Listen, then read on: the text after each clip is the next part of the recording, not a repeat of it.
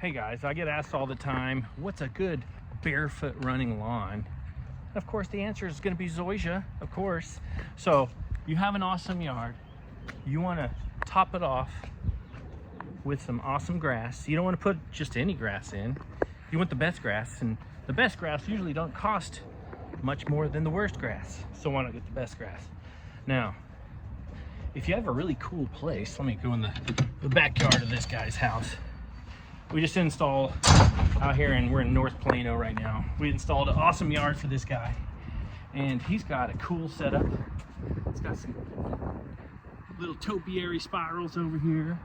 He's got his pool area, his gazebo. He's got his basketball, his soccer thing. He's got plenty of parking, and now he's got a brand new awesome Zoysia Lawn. So out here in the back, he even has a AstroTurf putting area.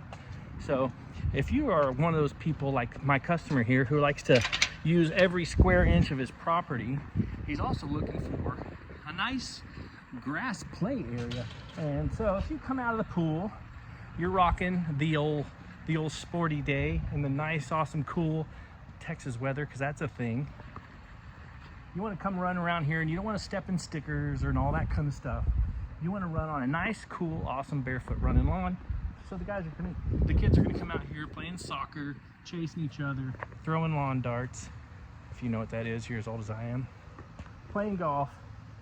You want to do that on a great lawn. So Xeon Zoysia's an option, Palisade Zoysia is an option, and you should definitely get a quote from us. And is that backwards for you?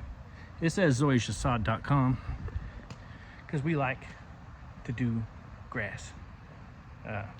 Yep, I'm closing the video like that. Have a good one, man. Bye.